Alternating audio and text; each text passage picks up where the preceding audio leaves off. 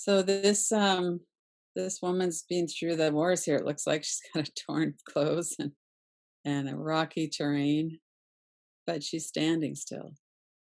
And I like that as a slide just to kind of represent what we're going to be doing here is that we can increase our resilience and strength so that we can cope with challenges. And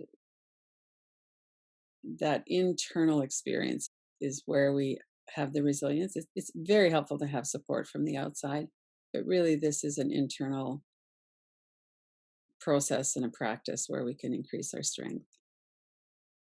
So here we're referring back to this what am I feeling? And so often if people aren't doing this kind of work, or there's all kinds of work that we can do, but if they're not doing that inner work of really noticing what's going on inside, then we just have these blanket descriptions like I'm stressed or I feel overwhelmed, and we feel powerless because in fact I'm stressed. There isn't much we can do about that. But if we can get into more nuance around what we feel or what our experience is. So, if, for instance, if someone's having a struggle with catastrophic thoughts and they realize that, then we know a bunch of things that we can do with that. We can do tapping, we can put them in a frame. We have some tools to use with catastrophic thoughts. And we can also remind ourselves that this is catastrophic thinking, that this isn't something that's always here. It's here for a reason as well. And so it's helpful for us to recognize that. So just the value of knowing our emotions. I recently was listening to a podcast with Brene Brown. I think I sent the link to that in the email earlier. And there's a book called Permission to Feel, and Mark Brackett is a researcher. He's been doing a lot of work with this, and he talks about in the book, he talks about his own personal story. He had an uncle that was very emotionally aware and who listened to him and who helped him learn how to work with his emotions. And he said it was, his parents were really absorbed in other things. They didn't have that capacity, but his uncle did. And when his uncle would listen to him, he said, I just felt like all he was doing was listening. He wasn't judging me. He wasn't trying to fix me. He was just trying to help me by listening. And then also he would teach him more about emotions and how they work. And they eventually, he works a lot with children in the school system. And very interesting podcast with Brene Brown, but also the book. He works at the Yale Center for Emotional Intelligence. Some of the slides and the inquiry is kind of inspired by some of what I was reading in there. So he said, first, we need to know what we're feeling. Then we need to know what's happening in our life to cause those feelings. And just to reiterate that this feeling, we've talked about this a lot of not being attuned. Nobody really seemed to care about us inside. That, we might have been approved of if we got good marks or if we were the good girl or we behaved well or something like that. But it's an issue for us. We feel not loved and not seen if our emotional life didn't seem to matter to us. So, when we look at all of these people who really have trouble feeling their emotions and then having children in an atmosphere, and that was the kind of atmosphere I grew up in for sure. It was very cold, and it was like if you were saying much about anything that you're feeling, it was not welcome, and it was really clear that it was not welcome. You don't have to have a big T trauma life in order to feel that disconnect, like you didn't really matter. So this little slide about all of the feelings, we're not going to go through that, but I just put it in here so that you'd have it if you wanted to look at it later. So it kind of describes a bunch of different names for emotions, and that's why I put it in here really, so that when we're paying attention and we're sitting with emotion, that we could have some words to describe that. And so these four quadrants are kind of low intensity, high intensity, and pleasant and not pleasant. So we won't go through those in detail right now. One of the things that he talks about in the first part of the book is how we all want our lives and the lives of the people we love to be free of hardship. We don't want to have pain. We don't want to have troubling events.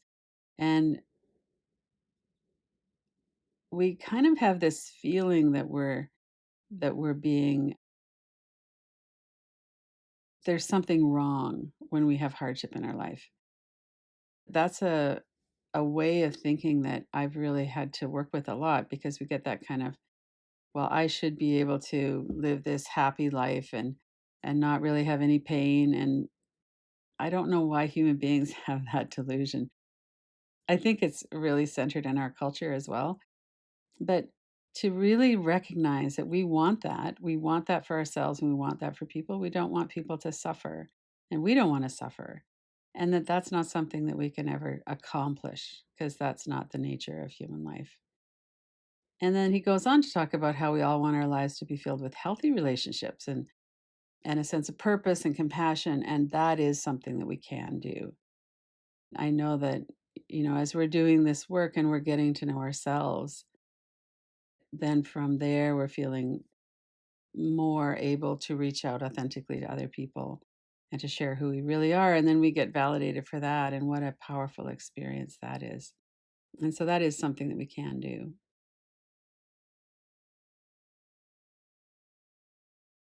So these 5 core emotional skills,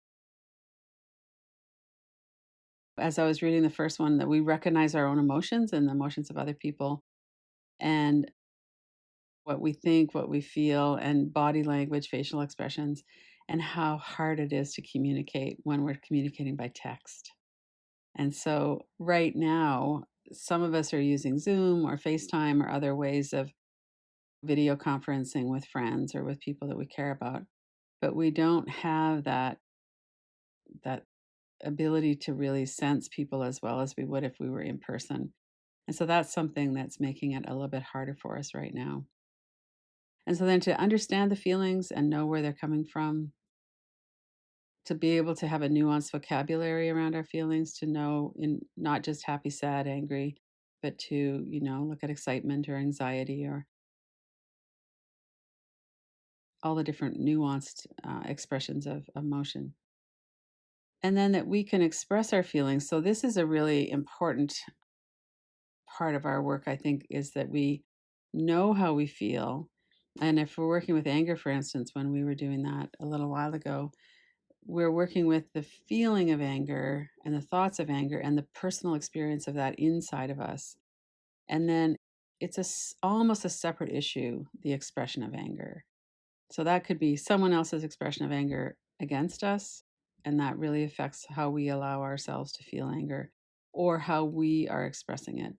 And some of us are frozen and we don't really feel or express anger. Other people have a bit more of a fight response and they might be expressing anger in a way that they don't want. It's kind of volatile. And so to be able to express our feelings in a way that isn't getting us in trouble with other people, but also that's in accordance with who we feel we are and that we connect with people instead of disconnecting. And then that we regulate our emotions. So a post-it note that says down regulate instead of just kind of letting ourselves be carried away. And always coming back to, I don't have to do this perfectly. These are skills that we have, that we can develop and that will really make our emotional life a lot richer and with a lot more ease. But there are always things that we're going to have ups and downs. And right now with the pandemic, this is all a lot more intense than it usually is. So our emotions are more intense. We're not sleeping well.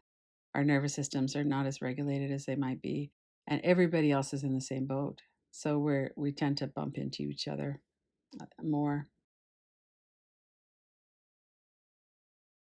So the social relations is where I want to start with this.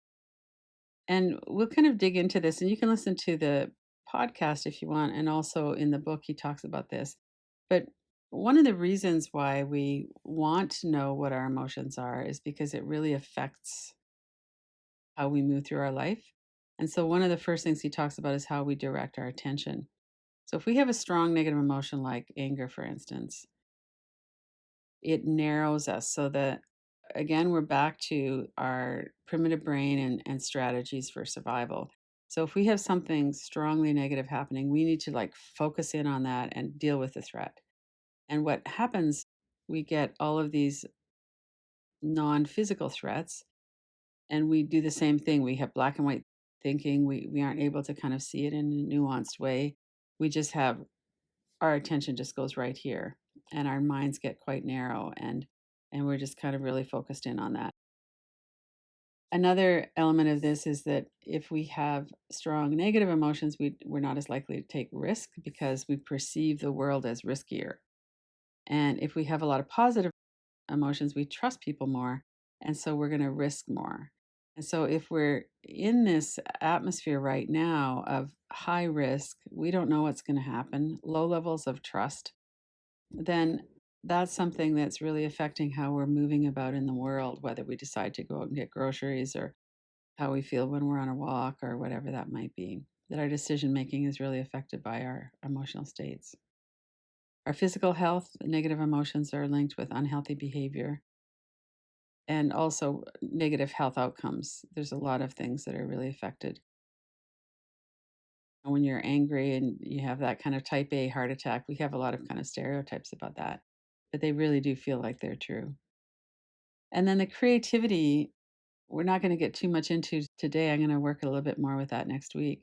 But we really have to have a pretty regulated nervous system in order to be creative or be funny. Or I've noticed myself that when I'm kind of wary and I'm not 100% certain that I'm emotionally safe in an environment, I tend to not say that much. And if I'm really comfortable in an environment, I tend to be funnier. I just really noticed that you can't be funny or you can't be creative, you can't write, you can't really do music, you can't really do any of those creative things when you're in a state of fear or when you're shut down somehow, when you're not really comfortable. So we'll get into that a little bit next week.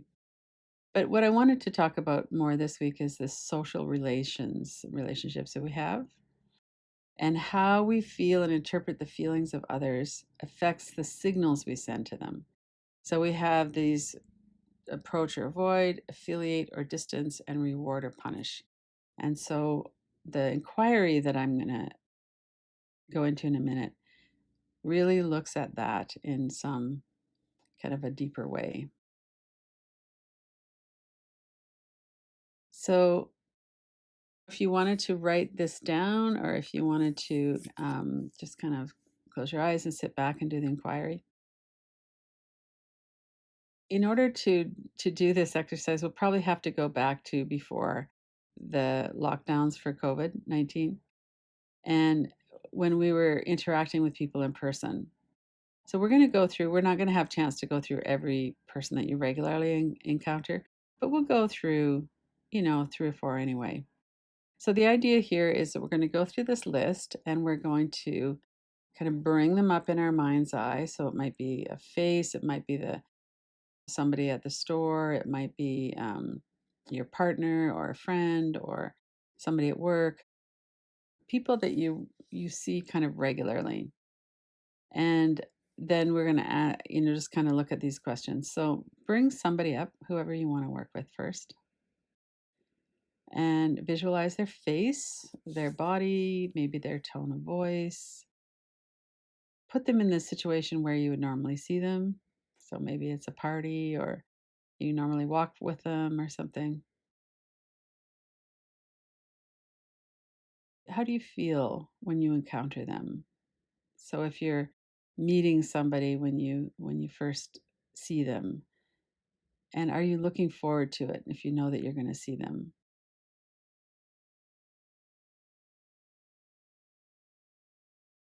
And maybe this is somebody who's neutral, like it's the person at the store or something. Or maybe it's somebody that you tense up around. So just bring up the face, the body, the sound of their voice, maybe, and then notice how you feel about them. Do you look forward to them or is it neutral? Do you tense up?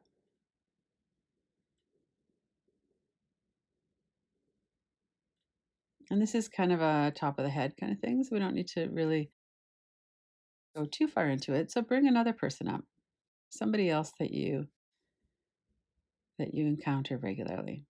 Do you look forward to it? And when we look at how do we feel when we encounter them, check with your body, see what's coming up in your body right now.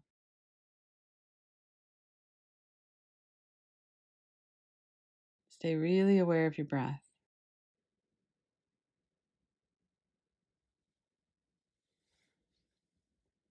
Do you feel anxious?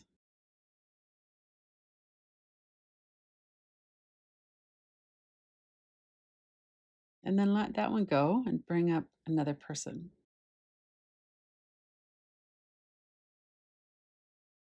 and bring them up visually and the sound of their voice. Put them in the situation where you would normally see them.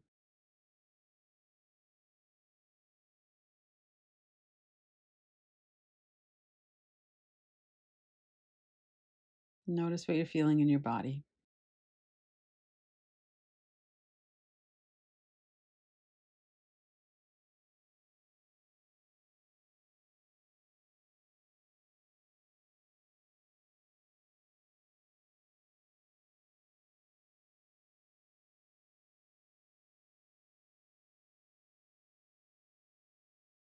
And then come back to the first person that you were working with, and then the second and the third. What word would you use to describe each of those people? Do you feel joy when you're with them? Are you bored, irritated, anxious? So just bring them in one at a time again. What word would you associate with them?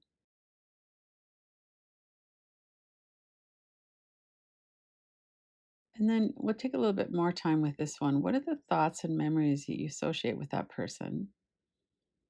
And how do those memories relate to your response to them? So what I'm thinking of there is if you're often with somebody who judges you or makes snarky remarks, or you have that feeling that they don't really like you very much, that would be, you might have a buildup of those kinds of memories and that affects how you feel. So just start with one of them. Notice as you're looking at this that you're here in your home, wherever you are right now. Notice your feet on the floor, your seat, your breath. So you're not actually with them. You're just kind of looking at some of those memories. How did they, what's your usual experience with them?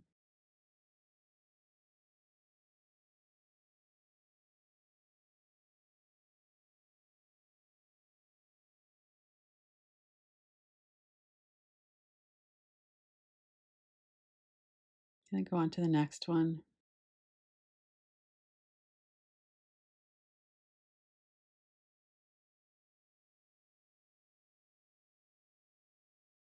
What's the word and what are some of your memories of that person?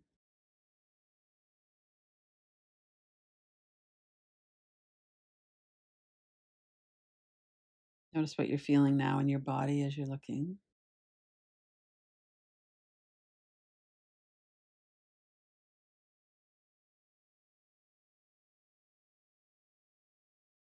And the next one.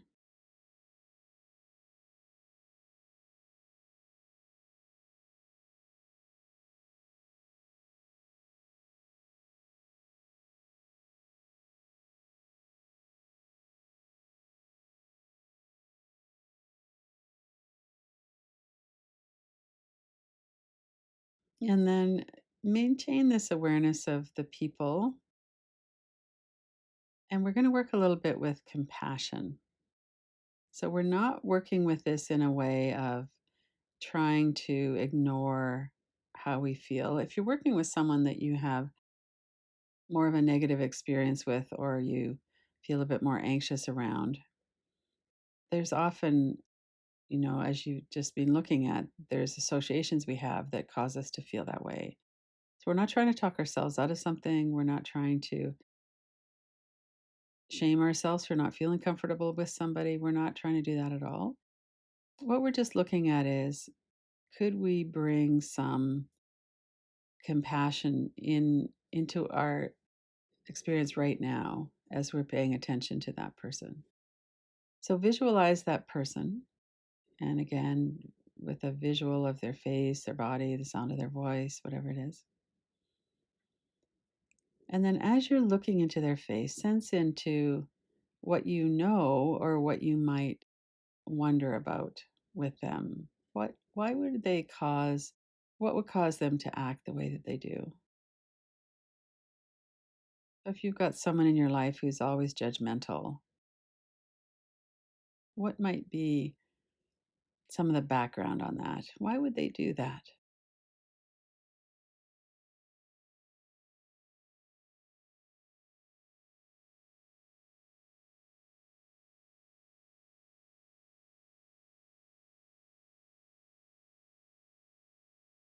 And then staying in your own body, really staying in touch with your body and breath. Could you feel compassion for them from this safe distance? Not when you're there talking to them, but just from here as you're bringing them forward in your mind. You're kind of wondering about what might have led them to being the way they are that makes them not such a safe person for you. You're taking some deep breaths and noticing if there could be some compassion just to practice that.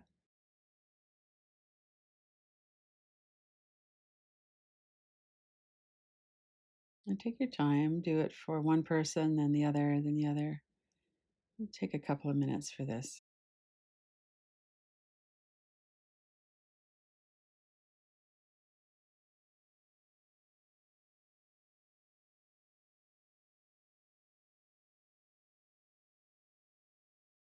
And really keeping an eye on the shame.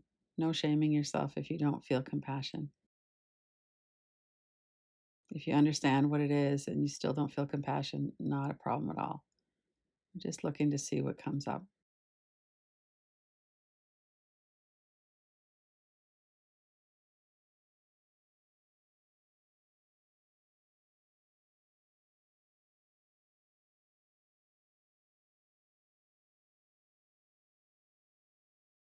And as you're doing this practice, I'm going to say some words and you can just kind of let them drop in. This is a reverse inquiry where we say what might be the opposite of what we actually feel to see what our response is, thoughts in our body.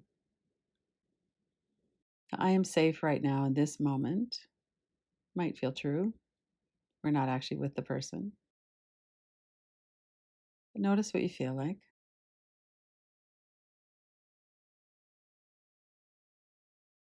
And working with one at a time, just whatever one kind of comes to mind is the one that you could work with right now. I don't need to protect myself from them.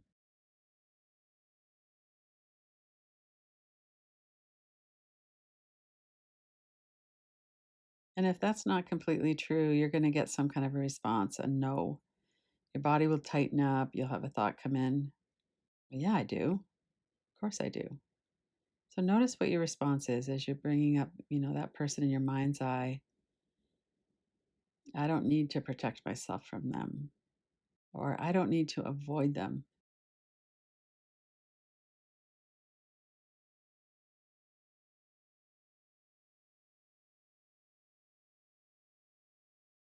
I don't care if they judge me.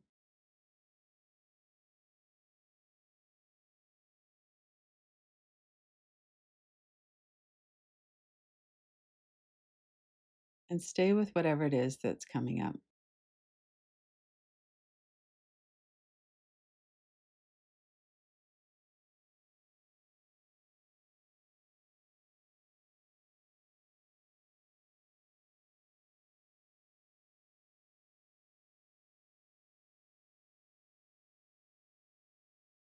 It's safe to be open and welcoming to them.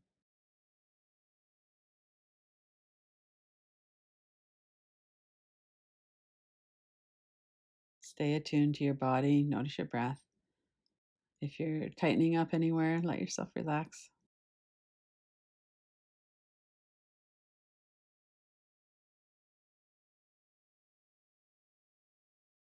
We'll just give another minute or so and then we'll come back to the group.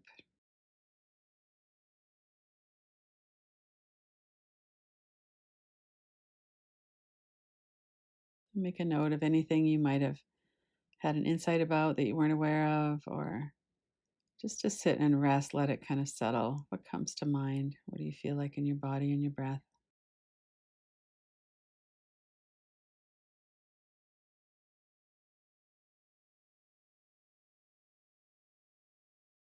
One of the reasons we would do an inquiry like this is to look and see at the beginning when we were looking at different people that we're connected with that we see, we often aren't really aware of our reactions to them. So that one person, most of the time we feel anxious when we know we're going to see them, or we might try to talk ourselves out of that, but in fact that is how we feel. And maybe another person, we have that wholeheartedness and really welcoming them some of the time, and other times we don't. And so, how does that, how do your memories of that person affect your relationship with them? Do you want to approach them or avoid them? We're getting back to that. Do we want to move in closer or do we need to step back? And how can we work with that in a really conscious way so that we're not reflexively stepping back when we actually don't need to? And so we don't have time to really spend a lot of time on the reverse inquiry. If we had more time, we could really go into that. You could do that later too. Look at some of those sentences, anything that kind of triggered a response in you. I don't care if they judge me. No, that's not true. And we might have memory after memory of when we were judged by them. So these can be they can elicit a lot of what's underground and help us to understand what's going on.